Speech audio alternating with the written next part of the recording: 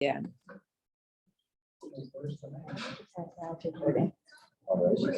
So Matt, I told you to go get a mask and all from the office. I got glasses. Did you have my glasses? Oh, I'll grab one for you. Oh, We'll be right you back. did I think what happened, I think you had it, you must have taken off. All right. Pat, I see Tom. No, I just. Okay. Monitoring. I guess might as well just put a chair. Okay. Well, good afternoon, everybody. We're trying new technology, so hopefully you can hear me for those joining us virtually. Douglas, I can see you. Can you give me a thumbs up if you can hear us? Thank you, buddy. Tom, thank you, Tom. Okay. Every time it comes on, I don't need to hear it. They're working with the computer. For everyone else, thank you for coming. We did not have a prepared agenda. We did print out the letter that we just issued that kind of had some highlights of things that are going on around campus. But since we were getting quite a few questions, comments, concerns, rotten fruit thrown at us, I figured we would just get in one room and answer any questions you have. So I wanted to open the floor and see, are there questions on any of the things we put out or things that we need to address or concerns? I'm gonna hand you this so they can hear you. I would like to know what administration would do if I were to test positive. What services? Some people seem to know, some of us don't. Okay. Thank you. The question was, if I'm a resident and I test positive, what happens? What does Judson Park do? Well, I can't- what we do is we send your name to resident council and they vote if we should keep you in or kick you out. Be off the island. Off the island. No, what happens if you test positive? We ask that you call down to the front desk of the wellness office and let us know. And then our wellness team and our administrative team kick into action. So there is a letter that we can share if you're dying to know that goes to the positive resident that says, we understand you've tested positive on this date, according to the guidelines and what your conditions are and symptoms. Your end of isolation date would potentially be this date. And then there's a little bit of information that says, that's assuming that your symptoms are gone, you don't have a fever, all of those kind of things. And then it also talks about wearing a mask and doing testing. And then there's some information on services. And it says, please stay in your apartment and isolate. Dining, we'll be bringing dinner to you every day. If you need additional services for breakfast and lunch, let us know. And see what that looks like.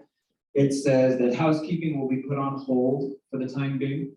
But if there is something needed, please reach out and let us know. Same thing with laundry, saying please don't go do your laundry. If you need help, let us know, we'll be in touch. It says the hospitality team will help deliver mail to your apartment. We'll deliver mail. And if you need your garbage taken out, that if you leave it outside the door after 8 p.m., the custodial team comes through and picks it up. And I'm trying to picture everything else on this letter, but that is kind of our source of information of all the services needed. A big question that has come up is a lot of people have called down saying, I've got COVID, when is Judson Park going to give me the treatment? When are they going to give me the antiviral medications and things of that nature? That would have to come from your healthcare provider. So one of the things we also advise is to contact your doctor, your provider, and see what they would like to do. There might be opportunity for us to help administer it if it comes through, let's say, home care is helping with medication management and getting pharmacy and orders. But really, it's all going to come through your doctor. And what we've helped is, getting Des Moines Pharmacy to deliver it to Judson Park. We can help bring it to your apartment. But we aren't able to actually provide that treatment or that antiviral medication. Is there any health monitoring by the wellness group that some people won't be aware that they're getting out of control or something? Sure. I think the question is there health monitoring Every 2 days, I think. So the wellness, I see Carol just waving her hand feverishly. Oh, she's got a microphone. Go ahead, Carol. Okay, so I believe I can answer this one for you. So So after you test positive and you get the letter and it says, this is what you can expect from Judson Park, right on the letter, so. And it has been updated with the law. So. I just forgot your question. Yeah. Is somebody gonna check on me? Joe, how are you doing? Check on me. Okay, yay. So many of you may know that Ash has left us as of yesterday. So we have Verlinda, who is filling in as the wellness nurse. So we had a conversation this morning, and so we're going to go forward with, after you receive a positive test, we'll check on you every 2 to 3 days. That might be personal, it might be just a telephone call. And then we're gonna call you again the day or so before you come off isolation, so that we'll be explaining what kind of mask to wear and how much longer to wear it, and also asking about your symptoms, or if you have had any. Okay, so, and we're actually gonna deliver you a couple of masks, because we've noticed everybody has different kinds, so we're gonna give you a few new masks, sort of a yay, I get to leave my apartment pack. So, but the most important thing is that if you have a fever and you have to use Tylenol to make the fever come down, you should really stay in isolation and call your physician. Also about the antivirals, there are 2 different kinds of antivirals, and it has to do with your other medical conditions and your liver and your kidney functions. So it's something that's really important that you talk to your own provider about, because he will know all those answers and be able to prescribe you the correct one. Thank you, Carol. I think something I want to add on to that, because it did come up, is we had a resident who tested positive, who said, hey, I'm positive. Okay, Judson Park, take me to my doctor's office. And we said, oh, we said, we wouldn't have you get in a Judson Park vehicle that other residents are getting into.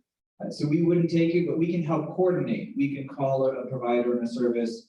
And what we discovered is that taxi cab, Ubers and Lyfts and things of that nature will not take you. So we would have to call a cabulance or a TriMet or something of that nature to transport you, which would have a cost with it. So I think what the residents were exploring was having their family member drive them. So it's something to note, that we wouldn't readily take you to your doctor or the emergency room, but we can help coordinate if need be. And if we didn't need it, we could give it to them? And I think to echo what Carol was saying was, if you were gonna go out, we have PPE, so we have like an N95 mask and a face shield that we can have you use if you are going out. We do need to go to the doctor's office, things of that nature. So that One answer quick your question? correction. Other questions? Both my Yes. wife and I have tested positive at 2 different times, Oh, wait. and our doctors are at Valley General, and they prescribe oxalate for us. But Des Moines Pharmacy, is our understanding, they did not have it, and we had to drive over to Valley General to pick it up. It's our understanding they did not have it, and we had to drive over to Valley General to pick it up. And we did. And we did. Of Everybody hear that okay? Yep. Thank you, Bill. course, we did all this while staying in our room. Of course, we did all this while staying in our room.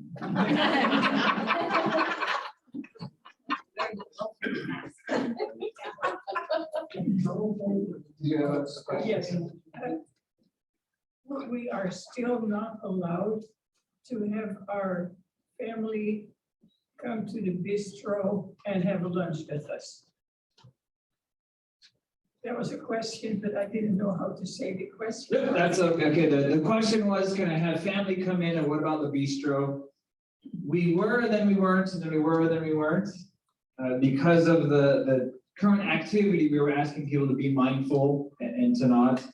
The intent, once we get through this, is yes, when the dining room opens, to bring back everything and say, guests are welcome, come on in.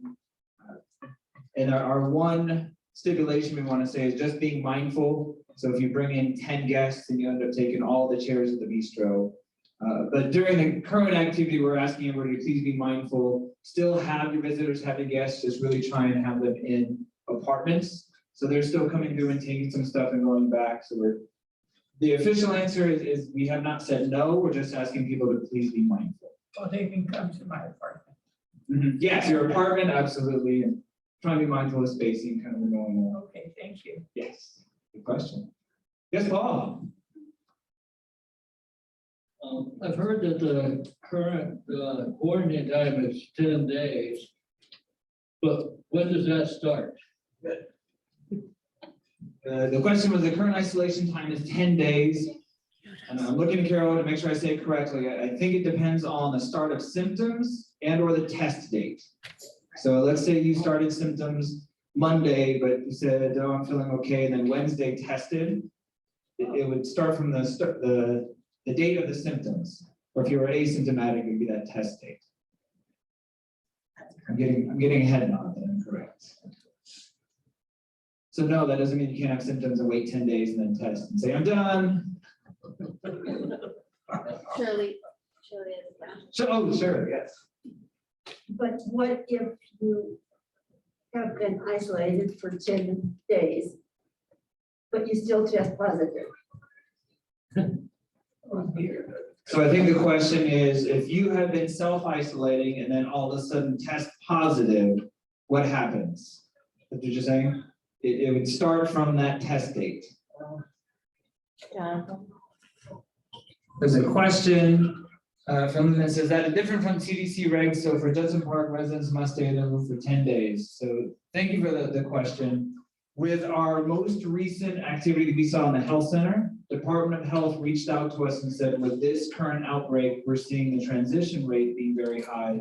We recommend going to 10 days instead of 5. So it's with this current outbreak that guidance has come into fruition. So good question. I think, did Pat have a question? She's gonna unmute herself. Pat, they're telling me you might have a Thought she had a question. question. No? Okay. Okay. Raise it hand. Other questions from the room or from the call? Yes, Chuck? My question is, really the gal that's in charge of the health center. A lot of the questions that I have, I would like her to be here to answer those questions because she's in the best position to answer them. And, you know, it seems like these outbreaks, they start over there, they spread rapidly so we can see it coming. And then what's clearly predictable, then we're under the gun. But I just have a lot of questions about the process that takes place over there, and I'd like to hear from her. Okay. I think the comment was, I think you were more had questions on what's the process in the health center, and you'd like to hear from Yvette, who's not here today. Okay. I'm trying to think of the next public gathering that she'd be at. It'd probably be town hall. I know she's tied up with something and wasn't able to join this call. Is there something you want me to try and answer in her stead, or? I think most of my questions concern what kind of screening is done for the temporary people that, okay. What kind of screening is done for the temporary staff people that are brought in over there before they show up? What kind of screening is done when they show up? What type of ongoing screening is going on when they're here? And what kind of prompts all this is that, you know, when this whole COVID thing came about, it started in a retirement community on the east side. Yeah.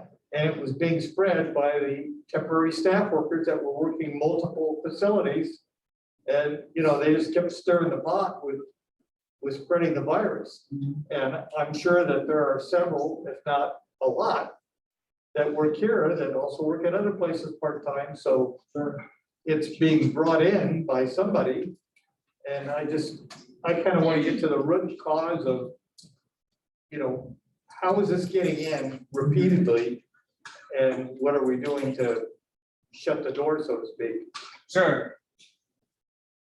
I'll I think for those that didn't hear the comment is talking about the health center, was talking about agency workers and temp workers that come in and work in different areas that also work in other communities, and talking about the potential spread for people that work in these multiple communities. And it was, how do we screen? I think you said before, at the start, during, after, kind of just what does that general screening look like, right? I can answer some of that.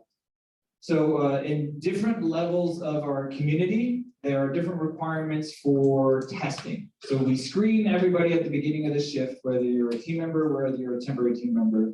We ask you the questions, we do the temperature, kind of that basic screening. And then in the different levels of living, so for instance, in memory support, our team members test every day before their shift. And then in assisted living and skilled nursing, depending on the requirements, they might test weekly or several times a week as they come in. So before they start their shift, they come and do a test. And then when we have COVID activity and outbreaks, some of the requirements change that they might test every day before their shift. So it kind of fluctuates depending on which level of living you're in and the scenario. But it involves the basic screening every time and then routine testing. Well, I know at Lifetime where this breakout first came about, my mother happened to be at Lifetime at the time, not that particular facility, but a different one. That they were totally reliant on the employee who they were bringing in as a temp to openly state when the last time they were tested, whether they were positive or negative. And they were finding that not every employee was honest about it. And they, instead of getting tested when they show up, the agency that sent them had to certify that they had been tested within the last, I don't know what the time difference was, 24, 48 hours, before they could even send them out. And then when they showed up, again, they were tested when they showed up, just to back up that test. I think first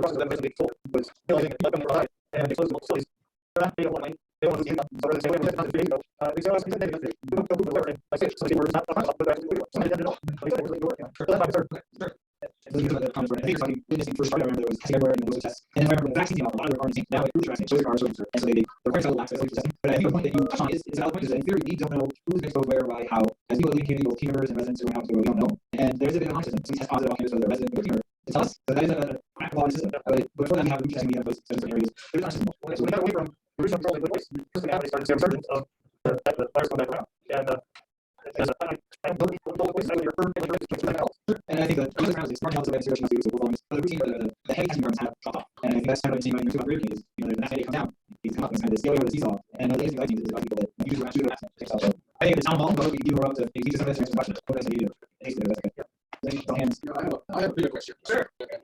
When people say you want to test, what does that mean? It's like just because people call it, and that's what it is.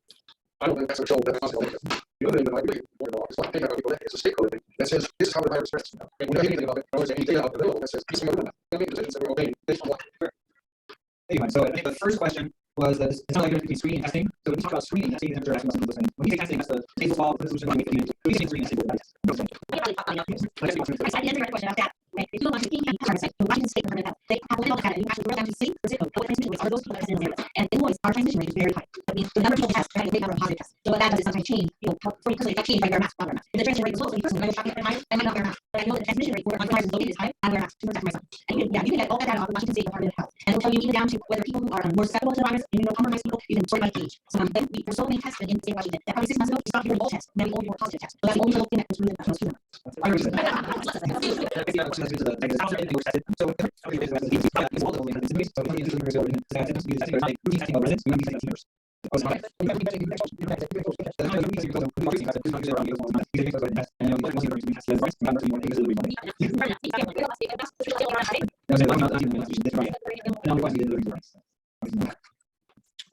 We were exposed, so we were designated, and I'm like, then we're gonna have to explain, like, our shots at safe, is there any two category in the office?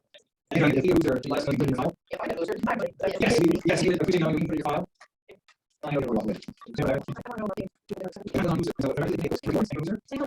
week, there is a number of people who actually come to your apartment today who serve. You can get it any pharmacy shop, more busy than others. I'm going to say it's for 15 minutes. There was a line. We are working with our SPU emergency students to offer a booth here at Judson Park the second week of June. We had to work with pharmacies, if you remember the CES, they kind of hosted it, and you know, you get classes, so I think the whole thing you did it, it's not a business. It's on, personally, I got unit, I wear a mask, and a stranger come to my house, back on a measure for something, whatever. You got a mask on, and so do I.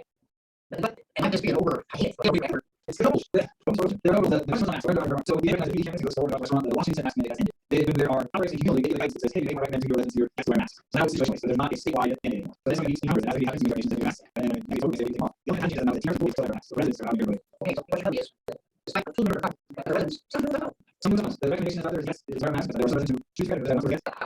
And in high levels of income, they had stronger than we have all the way. So those hands know. That's your question. What is the time you see like they don't have to wear masks, that's what you're saying. We can't force people to wear masks. He's already walking on the masks. His other friend was probably similar. I know of at least one person who like the 40s, they were interacting with their and also they decided to be able to people. And so like all the people who was the power of the there's very much very cool. Yes, our residents we can remind the residents they departments, but I think it's one of the caveats in essentially we can't force residents certain things. We can advise, we can have discussions about what it goes, but I heard you say, Roger, we want to try to encourage residents to be mindful themselves and living or mask isolating their apartments to you. But there's a very fine line of what you can ask residents to tell people to do. There's a few times that we've had to have some conversations, but it is hard that you guys like. Listen, you can't do that. I was going to try to door mask. So she started running around that way. And the other thing is that we want to else and we got a picture. And then I was thinking, you go off things and you wisely. Like, first it comes to the easy life. Doesn't mean you're right, you want to say what you have. It's just where I'm sitting behind. I think the guard about masks. You don't know that. And scientific studies about masks. But with the CT, for example, if you don't have a resources, we'll find that there's a mask for you. Yeah, I'm saying it. If you think you're going to be anyone, wear a mask, if you're saying you have to wear a mask, you want to wear a mask to protect the rest of you. That's no answer. It doesn't work. That mask doesn't work. Because I don't use that. What your glasses fall off. Now, I'm not saying it doesn't work at all. But I'm saying it doesn't people say stop. And that's so be careful what you're thinking about masks. You can wear a mask if you think you want to be protected. I don't think wearing a mask is a thing to work on. And that's why you're actually the reason. I think with that, I reserve say, I don't know, or something like me. Yes, people start to fly by people. So I would like to hear about people who are supposed to be in isolation or out and around in a bubble. And I think I'm going to say, or I think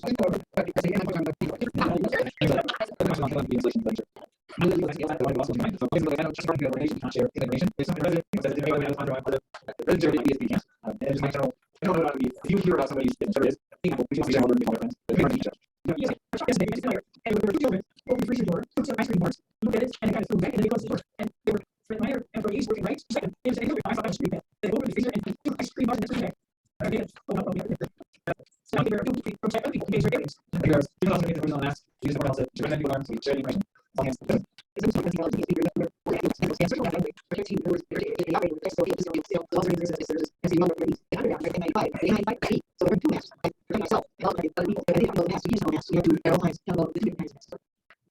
I think the points that we're talking about, I would say, certain parts of our community and communities, the Board of Health or TC or came out and said, thou shalt do X. And so we follow the guys and try to do that. But looking at it, so now a little bit, so when they had to do this, we should do this, they want to do this, but it's still considered to work. We have to do this, here's the right information. Our stance to be that we follow the guys that are involved, but we don't have interest. Is that we have the guys to take my one to this, one to we try to make it as safe as we can. So it's not a master of on campus. So that's the suggestion I'm taking as we can. That's kind of we were locked out. That's not my friends and my users.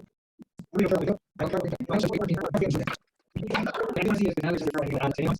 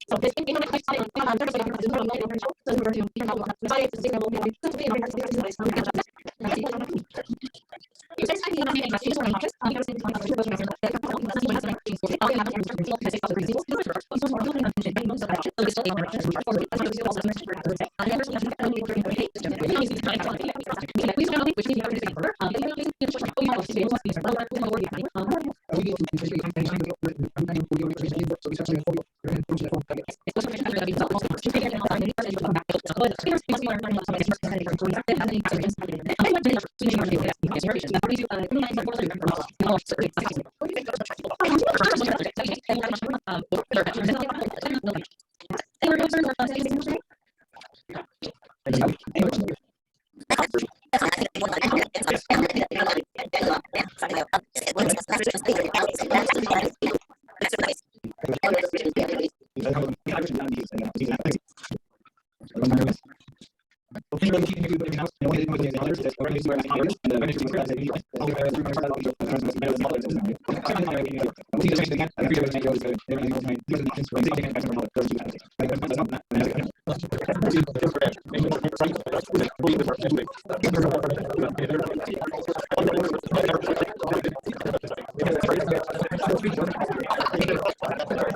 you.